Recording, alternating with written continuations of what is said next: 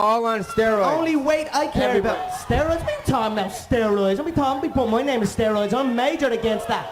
Don't put my name in the name of steroids, Nate.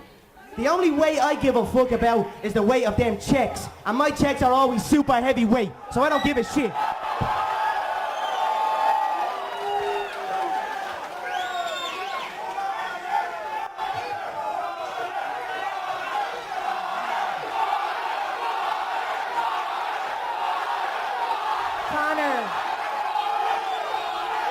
Connor, Dana White. Hey, this is America. I run the West Coast. I run the West Coast. Connor, Dana White says you're the greatest mental warfare fighter he's ever met.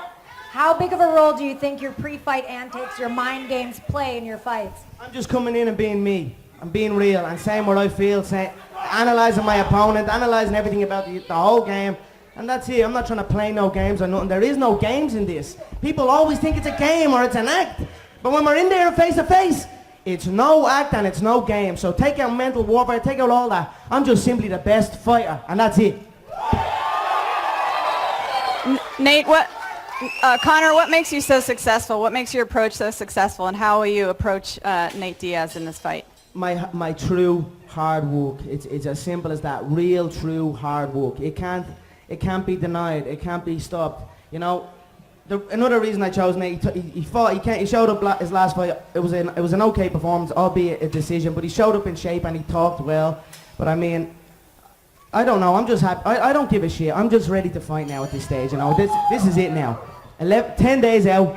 Let's see what this man is about. He talked like I took something from him. That's what he said after the fight. I've taken everything he's worked for, and I work like a motherfucker. I don't get out of shape. He gets out of shape. His fight against Dos Anjos, he looked like he was the skinniest fat guy I've ever seen in my life. The last fight he came in shape. This time now, the fact that he's asking for weight changes all the time, I'd imagine he got back out of shape. So he's talking like, relax, Nick. He's doing good. He's doing good up here, Nick. Relax. So I took note from him. I worked hard. I worked hard, and that's it. All midgets. I fought fucking every fucking week forever, motherfucker. I've been in the UFC forever fighting everybody. Came in one fight, fucked up, brother. I don't give a fuck. Nate, you made a pretty bold accusation a couple minutes ago.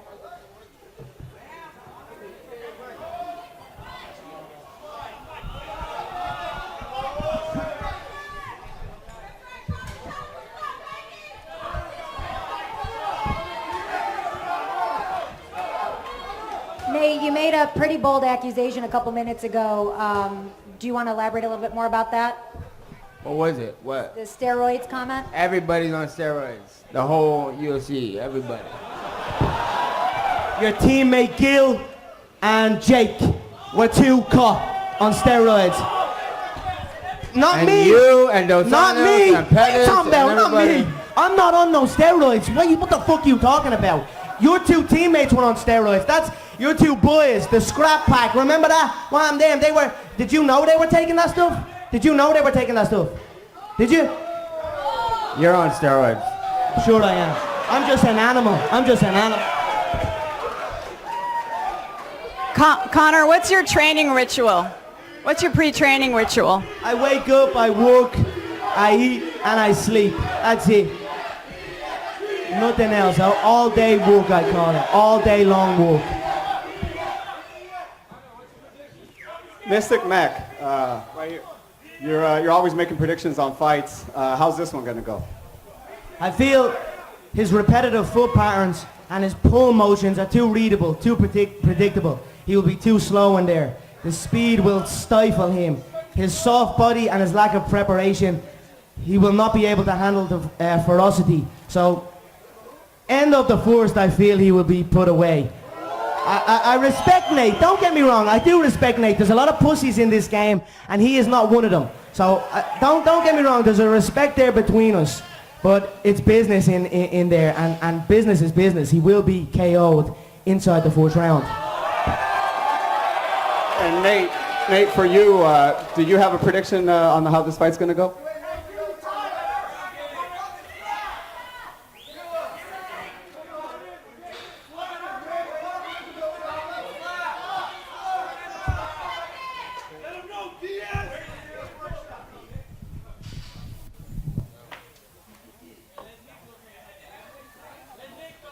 Yeah, Nate, do you have a particular strategy? Nate down here, do you have a particular strategy in going against Conor?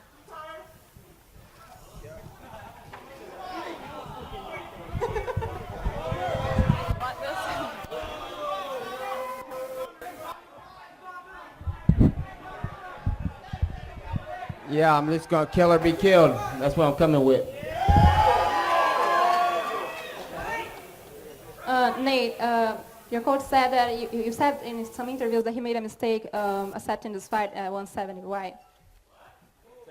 He said that he made a mistake accepting this fight at 170. Why? A welterweight, sorry.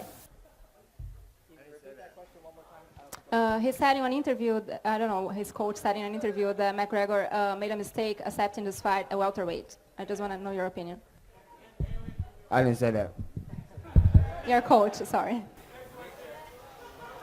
Nate, do you think you have an advantage being a heavier and taller fighter?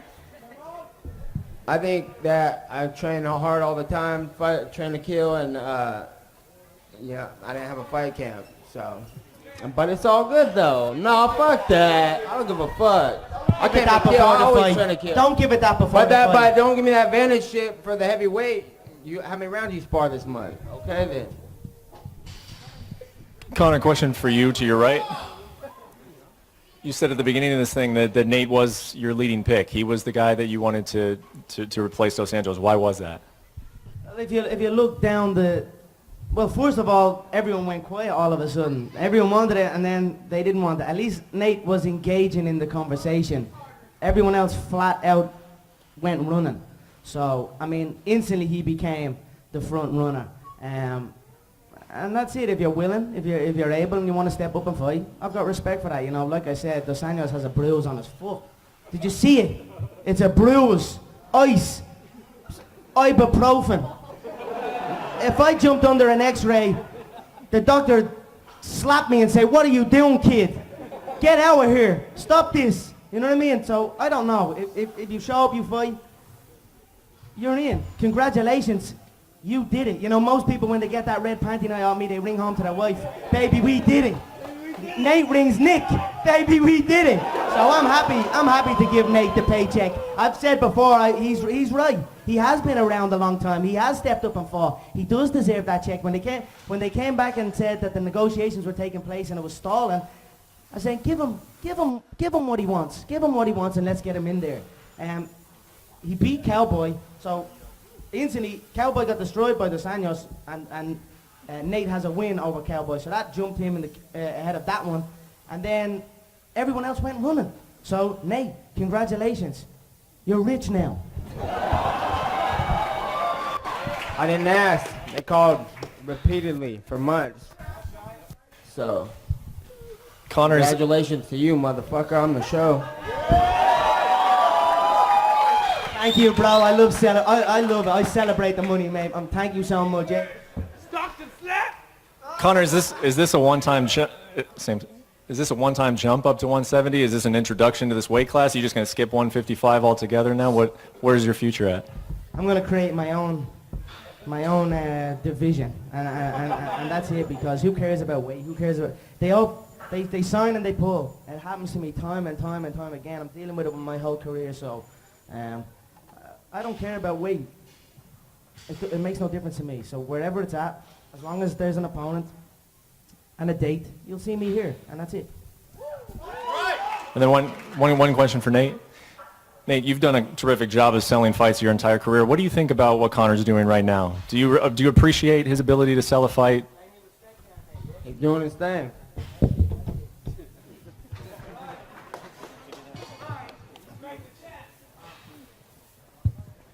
I bring this motherfucking show too, so don't forget about it.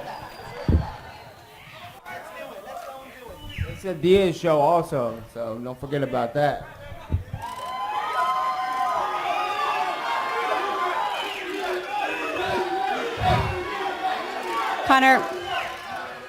Conor, why have you been so successful at when an opponent pulls out with an injury? You've been so successful in a short period of time in changing the game plan, the mental edge. Why have you been so successful at that? I'd never prepare for opponents. I simply prepare, and when they pull out, it makes no difference to me.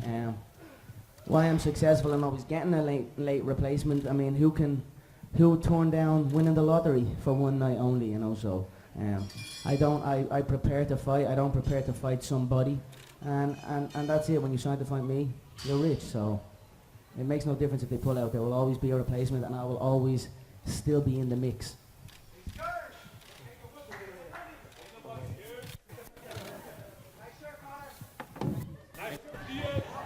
Conor, did promoting this fight just become funner because you're fighting Nate instead of Rafael?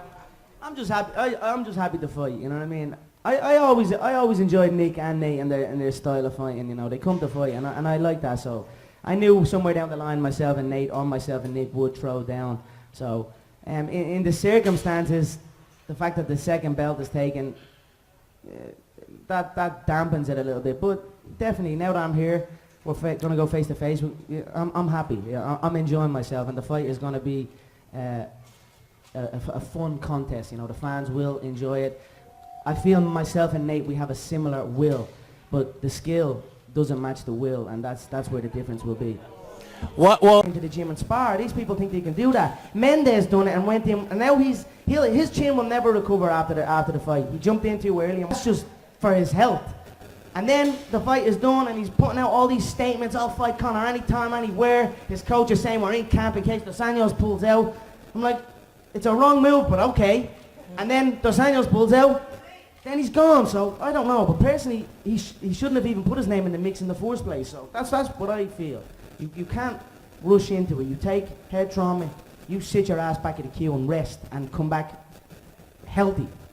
Thank you. Right here.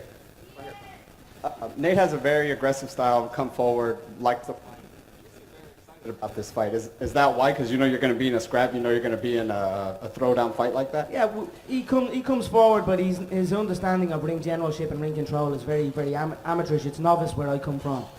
So he will understand the difference between amateur and world champion. So, but I'm looking forward to him coming out, and I'll come out too. I come out to trap like a greyhound, like a champion greyhound. I come out at 100 miles an hour, and I don't stop. And I don't stop. Who do you train with? Little man weight division. And you teach little kiddies, short weight you division. teach kiddies jiu-jitsu Midget on weight Sunday division morning. champion. You're a junior infants jiu-jitsu coach. I've been fighting grown Junior for 10 infants years. jiu-jitsu coach, and you 12 teach years. seminars to eat. You have to teach seminars all across the fucking California just to make ends. 2 weeks ago. Do you guys know something already? But I did Who at knows? UFC 189. But I don't give Ronaldo a pulled fuck. I out. train to fight I everybody did. all the time anyway. I felt pity on your broke good. ass. I felt pity on your broke ass. I wanted to make you rich at UFC 189. Yeah, but right. They took called in Megan. Mendes. They called took Megan. Mendes. They're like, Gregor took only Mendes. wants to fight you. That's all they want That's is the you truth. to fight you. I did. All right, yeah, you I did. I'm looking forward to it, so let's do it. And they gave me a fuckload of money. You know what I said? I said, I want more of that shit. How about that, motherfucker? Think I'm taking some fight? Fuck that. Pay me. But they called me. I didn't ask. Conor, you are at the point in your career where you are making great, great money. What's been the best part of cashing in such big paychecks? Is there something you've splurged on? Your biggest splurge? You know, I don't know. I just enjoy the conversations in the bank. The ladies at the bank, they treat me so damn nice, and people everywhere treat you so damn nice. There's a place in here in California called Rodeo Drive, and I swear to God, until you went there and felt that nice feeling, that welcoming feeling that they give you when you walk into these shops, and the materials that they give you and put on your skin, until you felt that, you cannot speak about this life. So I just enjoy everything got to do with this life. Nate, this is also a big payday for you. Is there something you're excited to finally, right here, is there something you're excited to be able to go and pick up now? Yeah, I'll probably buy a whole bunch of nice shit.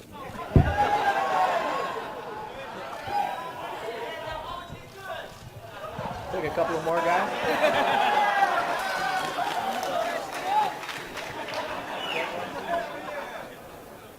Any other final questions here?